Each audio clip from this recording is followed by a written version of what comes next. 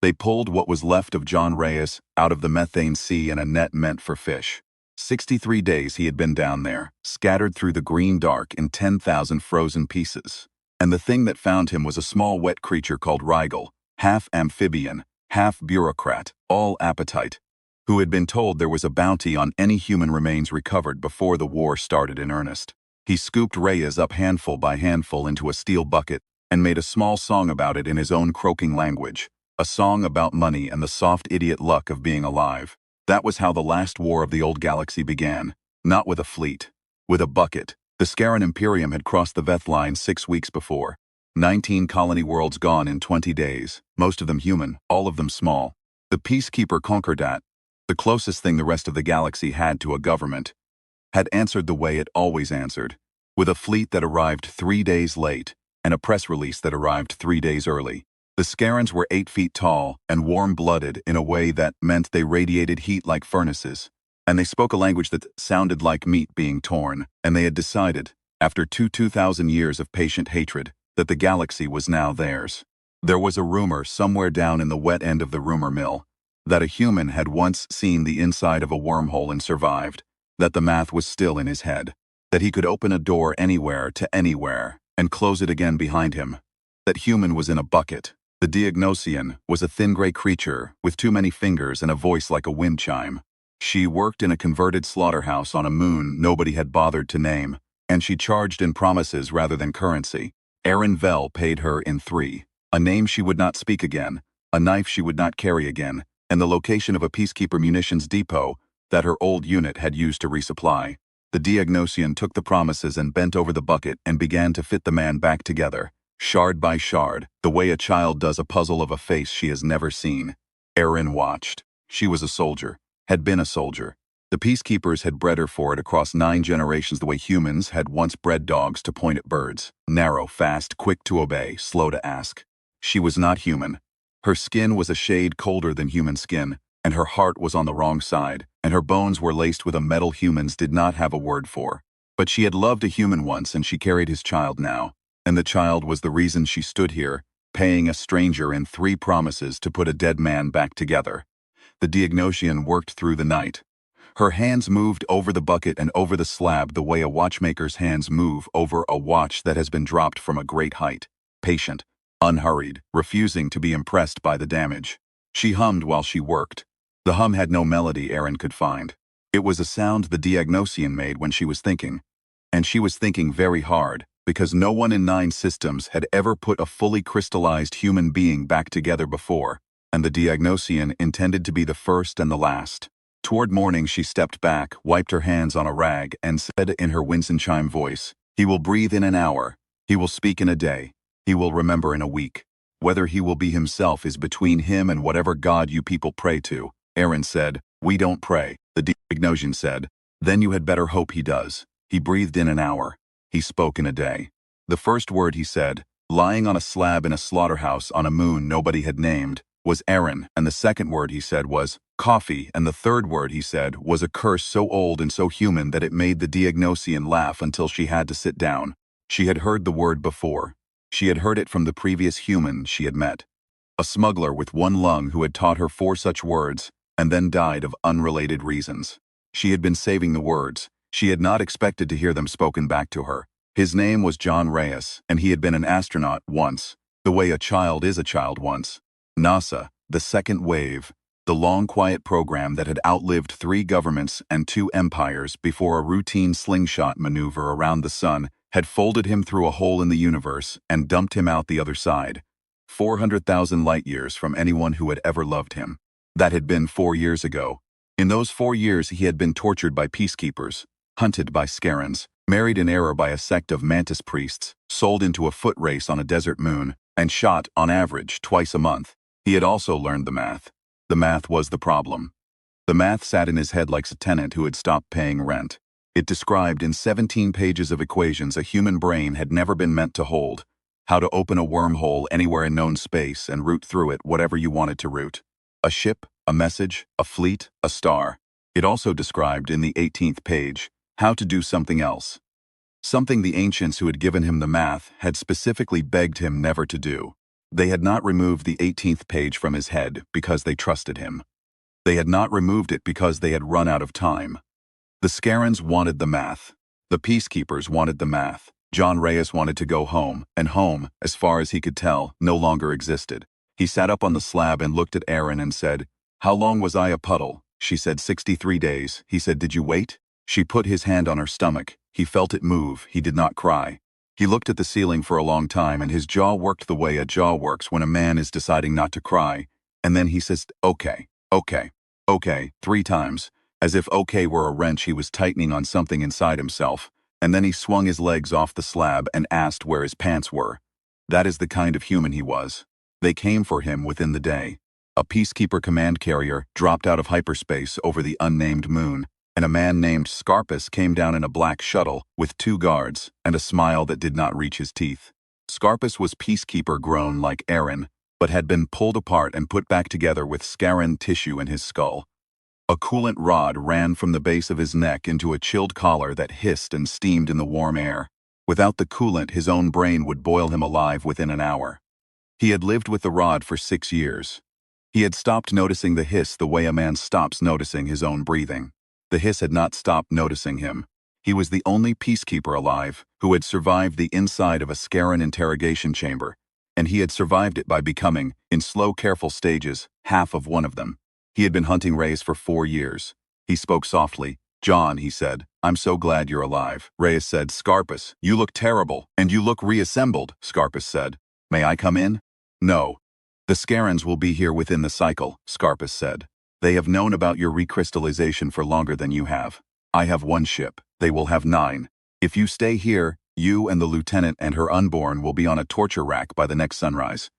And they will pull the math out of you a number at a time. If you come with me, I will help you make it. Properly, beautifully. The weapon that ends this war," Reyes said. "I don't make weapons." Scarpus said, "John, you are a weapon. The only question is whose hand you sit in." In the silence, Erin put a hand on the small of Reyes's back, not a tender hand, a soldier's hand. A hand that said, "If you say yes, I will leave you." She had said yes to a great many wrong things in her early life. She had quit doing that. She had quit hard. Reyes said, "Get off my porch, Scarpus." The peacekeeper smiled the smile that did not reach his teeth and walked back to his shuttle and lifted off into the green sky. He did not threaten. He did not have to. Threats were for people who were uncertain of their position.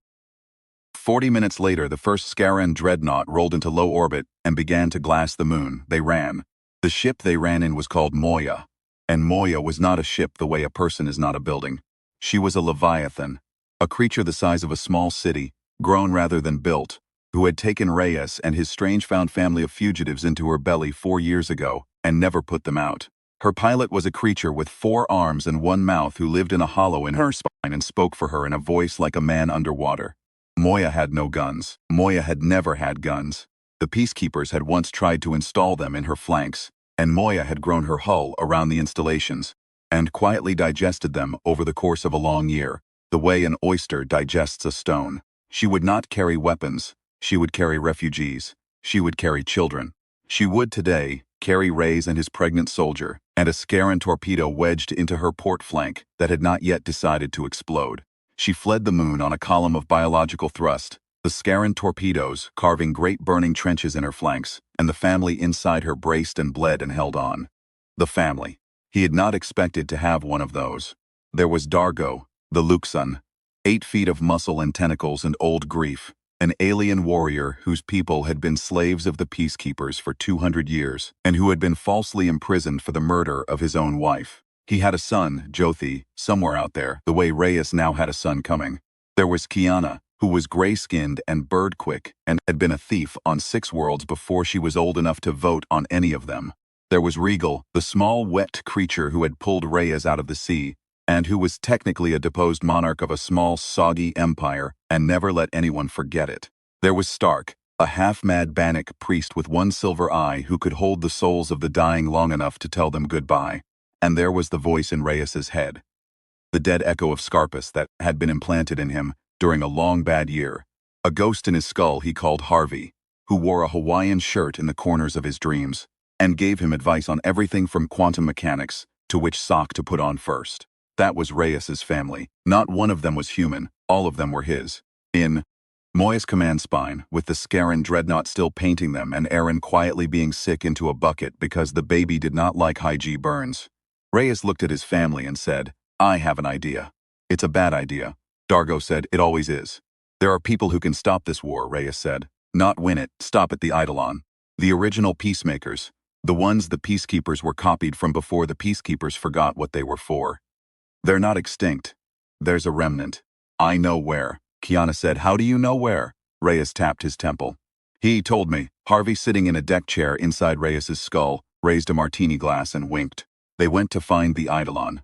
The Eidolon lived on a planet, the maps called Arnesk, and the locals called home. They were tall, slim, copper-skinned. And they did not carry weapons because they did not need to." When an Eidolon spoke, the listener wanted to agree. It was not telepathy. It was something older. Empathy, maybe, the way humans had once meant empathy before the word got cheap. An Eidolon could walk between two armies on the morning of a battle, and by sundown the soldiers would be sharing rations. The peacekeepers had once been their honor guard. The peacekeepers had forgotten this the way a son forgets a father he meant to call. There were 11 of them left. They were old, and they were tired, and they were afraid. Their elder was a woman named Yondalau. She had skin like beaten copper and eyes the color of strong tea, and she met Reyes in a courtyard full of yellow flowers, and listened to him explain the war for a long time without speaking. She did not interrupt. She did not nod. She let him finish every sentence, including the ones he wished he had not started. When he was done, she said, "You want me to walk between the Scarran fleet and the Peacekeeper fleet? Yes. You want me to ask them to stop? Yes. And you believe they will?" "I believe one of them might. The Scarran one. There's a faction. He's been sitting on a peace offer for 2 years. He just needs a reason." Yondalau looked at Aaron. "And you, soldier?" "You believe this?" Aaron said. "I believe my son should be born into a galaxy that exists." Yondalau thought about it for a long time. She looked at the yellow flowers. She looked at the sky, which was the soft greenish yellow of a sky that had never been bombed. She looked at Reyes's hands, which were doing nothing in particular, the way hands do when their owner has stopped trying to perform anything. Then she said, "We will go." They went. The Scarran flagship was a thing the size of a city, all black iron and red glow, and its master was a Scarran named Stalik, who was 9 feet tall and weighed more than a horse, and had killed his own brother to take his command. Yondalau walked onto his bridge in a simple gray robe and asked, very politely, if she might speak with him about a different way. She did not raise her voice. She did not bring guards. She brought a small wooden cup of water and offered him a sip, the way her people had once offered water to travelers in the high desert before the desert was a memory, and the desert people were a remnant. Stalik looked at the cup. He looked at her. He had not been offered anything by anyone in his entire life that was not also a trap. He took the cup. He drank. The bridge was very quiet. Stalik listened. To everyone's astonishment, Stalik listened.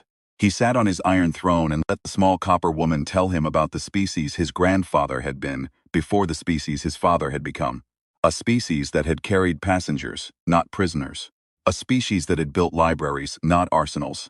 A species that had once long been called the gentle giants in 3 of the languages of the galactic arm, before that name had become a private joke that nobody told anymore. His enormous reptile face began, very slowly, to do something a Scarran face had not done in 1200 years. It began to consider, he said in his torn meat voice. "I will take this to my council," he said. "Bring me a peacekeeper of equivalent rank. Bring me one who can also consider. I will speak with them. I will speak with you, and we will see." Yondalau bowed.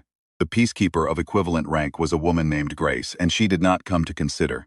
She came with a small ceramic gun hidden in her dress collar, and a calm, certain smile, and when Yondalau began to speak the same soft words to her that had moved Stalik, Grace drew the gun and shot Yondalau through the heart at 3 feet of range. The little copper woman fell into the yellow flowers and did not get up. It was the peacekeepers who killed peace, not the Scarrans. The people who had named themselves after the thing they had now murdered. Reyes was 30 meters away when it happened. He saw the small flash. He saw Yondalau fold. He saw Aaron move toward Grace with a face he had never seen on her. The face of a soldier who was about to become something worse than a soldier. And he caught her around the waist with both arms and held her while she screamed into his neck. The other Eidolons were already running. Stalik was already roaring. The yellow courtyard was already on fire. Grace looked at Reyes across the smoke. She was very calm. She said, The Concordat does not negotiate with reptiles, John. Come home. We'll finish the weapon together. Reyes said, Lady, you just shot Peace in the chest. He carried Aaron out of the courtyard, and they ran for the ship, and behind them Arnis burned. The Eidolon remnant. What was left of it, 4 old ones and a child, came with them in Moya's belly, and Moya lifted with the planet's atmosphere boiling under her, and the last of the peacemakers weeping in her hold. In the dark of his cabin that night, with Aaron asleep against his shoulder, and the baby kicking under his hand, Reyes said quietly to the ceiling, Okay. Harvey, from the deck chair inside his skull, said, John, you know what's left. I know what's left. You don't have to. I know I don't have to. That's why I have to. Harvey was quiet for a long time. Then he said, I'm proud of you, kid. For whatever a dead peacekeeper's ghost is worth, Reyes said, it's worth something. Go to sleep, Harvey. 2 days later, in the middle of all of it, with the truce already fraying and Pilot already cutting the last circuits of the device, Reyes and Aaron were married by an Eidolon child, too young to know the words properly, and a Hynarian monarch too old to care whether he was making them up. The ceremony lasted 4 minutes. The little Eidolon had to begin the vows 3 times, because the second time the Scaran early warning klaxon went off in the corridor, and the third time Rigel sneezed into the ceremonial bowl. Aaron wore her uniform because it was the only clean thing she owned. Reyes wore a NASA flight jacket he had been keeping in a locker for 4 years for exactly this reason and no other. When the Eidolon child asked him if he took this woman, he said, I do. And when she asked Aaron, the same thing Aaron said. In a voice that surprised even her, I do, Chiana cried. Dargo, who had not yet died, lifted his glass and said, very simply, to the impossible, and everyone drank, and the klaxon went off again, and they went back to work. He remembered that, later. He remembered it for the rest of his life. And in the morning, with the war already burning 2 arms of the galaxy, and the Eidolon dead in her courtyard of yellow flowers, John Reyes, the human astronaut, the puddle in a bucket, the man with 17 pages of math and an 18th he had sworn never to read, went down into Moya's engineering deck and asked Pilot to begin building the weapon. Pilot, in his underwater voice, said, Commander, I have been building it for 3 months and I had hoped you would never ask. Reyes said, yeah, me too. He went up to the observation deck and stood with his hand on the cold glass and looked at the stars for a long time.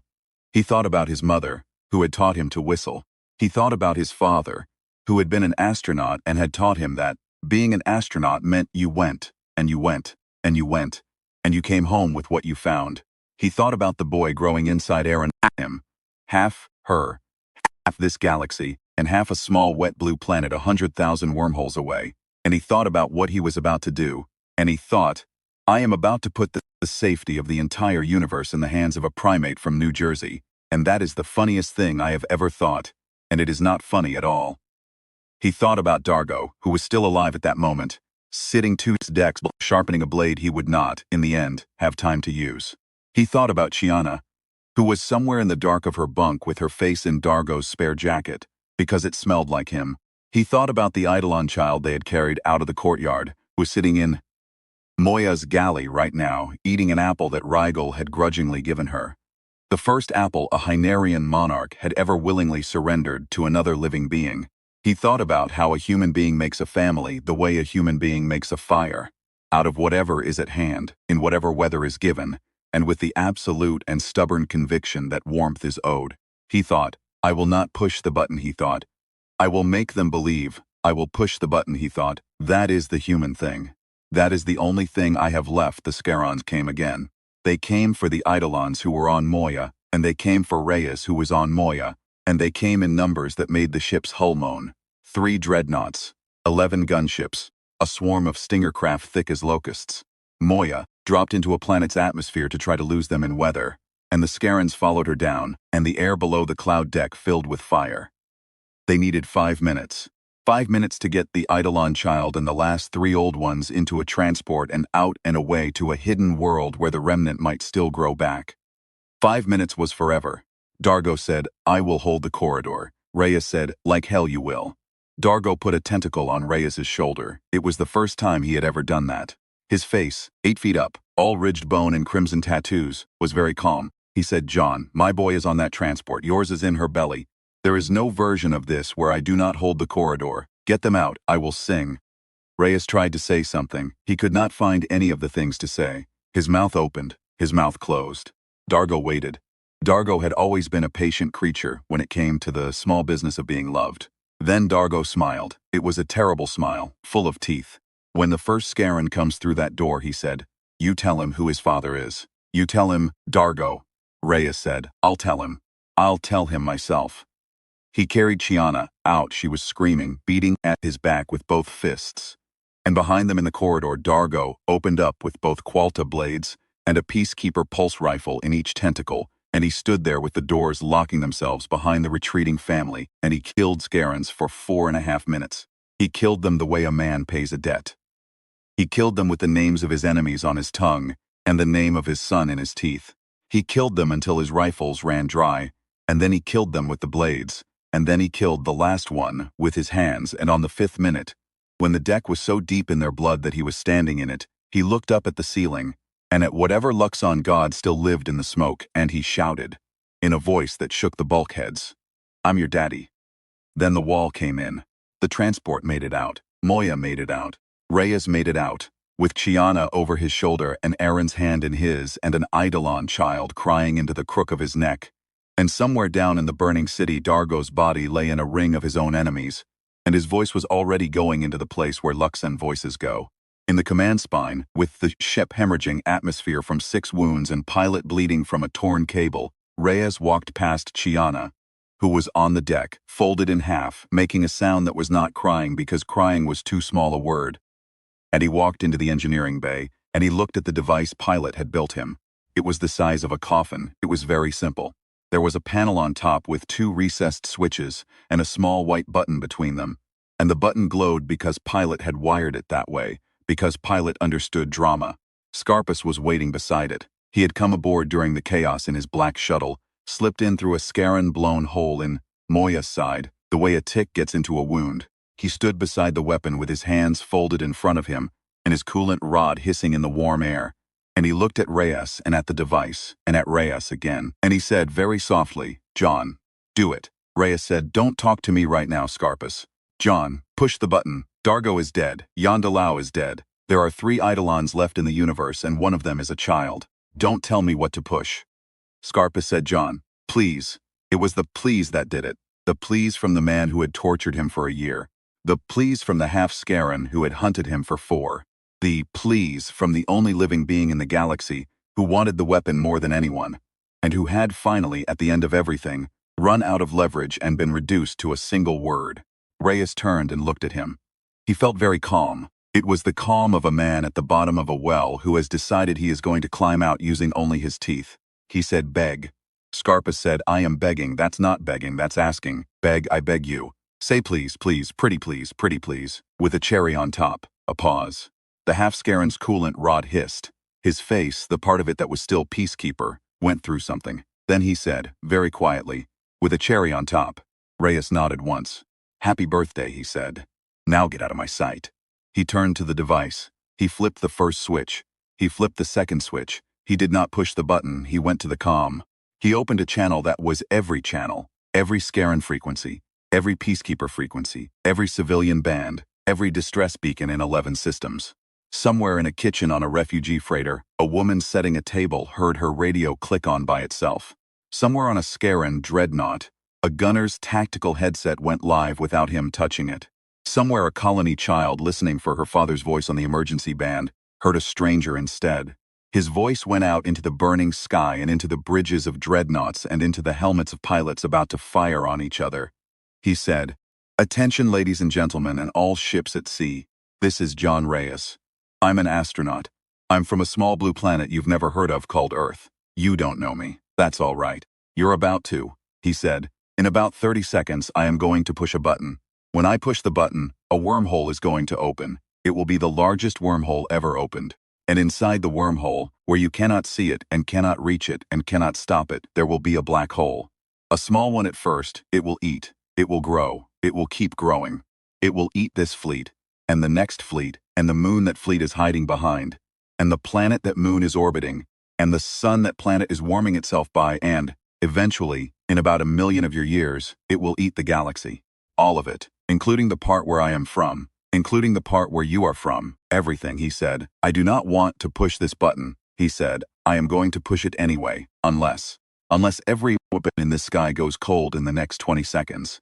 Unless every targeting solution drops. Unless the Scaran Admiral whose name I cannot pronounce and the Peacekeeper Grand Chancellor whose name I will not say, both of you in your own voice, on Oten channel, tell me that the war is over, he said. I am not bluffing. I have nothing left to bluff with. My friend Dargo died 10 minutes ago. The woman who tried to save your stupid war died yesterday. I am out of patience, and I am out of family, and I am out of any reason to be careful. You have 20 seconds. He started counting.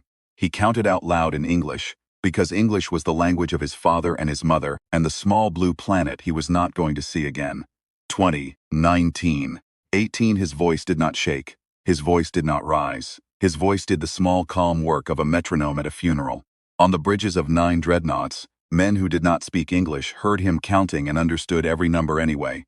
Because the counting of a man who has decided to die translates into every language ever spoken. 17, 16. Erin was beside him. She did not touch him. She knew better than to touch a man's hand while he was counting down a galaxy. 15. The Scaran Admiral came onto the channel. His torn meat voice said in the closest thing to gentleness a Scaran throat could produce, "Human, do not push the button." 14, 13, 12. The Peacekeeper Grand Chancellor came on. He sounded young. He sounded scared. He said, "Concordat forces, stand down, repeat, stand down." 11, 10, 9. Every weapon in the sky over that burning city went cold. Targeting solutions dropped one by one, like candles being blown out in a long hall, until the hall was dark and the only light was Reyes's voice counting. 8, 7. He was still counting because his voice would not stop. Erin put her hand over his on the console. She said in his ear very quietly, "John, they stopped. They stopped, John. They stopped." He stopped counting at 4. He stood there for a long time with his hand over the button and Erin's hand over his hand, and the device hummed under his palm. And Scarpus stood very still behind him with his coolant rod hissing, and outside the broken hull of Moya, 100 warships hung in the sky with their guns dark, because a primate from New Jersey had told them to. He flipped the switches off. 1, 2. He did not push the button. He turned to Scarpus and said, "Get off my ship." Scarpus said, "John, get off my ship. Walk, don't run. If you run, I will change my mind." Scarpus walked. He walked all the way to the docking bay, and he got into his small black shuttle, and he flew it back to whatever was left of his command carrier. Whether he survived the war's last hours, or whether some Scaran gunner took him out of the sky on the way home, Reyes never learned and never asked. There were some kinds of mercy that came from not knowing. The truce held. It was a fragile thing, the way a newborn is a fragile thing, and like a newborn it cried a great deal and refused to sleep and turned every adult in the room into someone who had to learn it from scratch. The Scaran Admiral and the Peacekeeper Grand Chancellor met 3 days later on a neutral moon in a small white room with no windows, and they did not embrace, and they did not smile, and they did not say the word peace, because that word had been killed in a courtyard of yellow flowers and was not yet ready to be spoken again. But they signed a paper. The paper had 9 clauses. The 9th clause at the bottom, in a small hand, said, "And we will try." That was all that could be asked in that first year. And we will try in Moya's Med Bay, 6 hours after Reyes had not pushed the button, with the truce broadcasting on every channel and the Scaran Admiral and the Peacekeeper Grand Chancellor still circling each other in their small white room. Erin Vel gave birth to a boy. He was small and red and furious, and he had his mother's chin and his father's loud opinions. And when they put him into Reyes's arms, he stopped crying and looked at him with the considering gray eyes of a creature, deciding whether to file a complaint. Rey said, "Hi, Sething." The boy was a day old. The boy had time. He carried him up to the observation deck, where the great curved window looked out into a galaxy that was, for the first time in 2,000 years, not at war with itself. Pilot had ordered the lights dimmed. Moya herself had moved very gently into a position where the window faced the wide, bright dust of the home arm, so that the boy's first view of the universe would be the best view she could offer. Moya had been doing small kindnesses like that for the family for 4 years. Moya had loved them. The family was only now beginning to understand how much. Reyes held the boy up against the glass, the way his own father had once held him up to the window of a hospital nursery in Trenton. On a winter night, 400,000 light years away, he said, Hey kid, look at that." He said, "That's all yours. The whole thing. Every light. You see that bright one, dead ahead? That's the one your mom came from. That little smudge to the left, that's where I was born. We'll go there sometime. We'll go everywhere, he said very quietly into the small warm head. This is your playground, buddy. The whole damn universe, you play nice. Behind him in the doorway, Erin watched him. She was leaning against the frame because she could not yet stand on her own, and there was a soldier's small smile on her mouth that nobody who had not been there to earn it would ever be allowed to see. Inside his skull, somewhere quiet, Harvey in his Hawaiian shirt raised his martini glass one last time, smiled, and faded into the dark. The ghost of a peacekeeper gone home at last. Outside the window, the stars burned on. Some of them were Scarron. Some of them were peacekeeper. Some of them were nothing at all. One of them, very small and very far, was a sun a primate had once been born under. He stood there holding his son and looking at it for a long time. Then he turned and walked back to his family.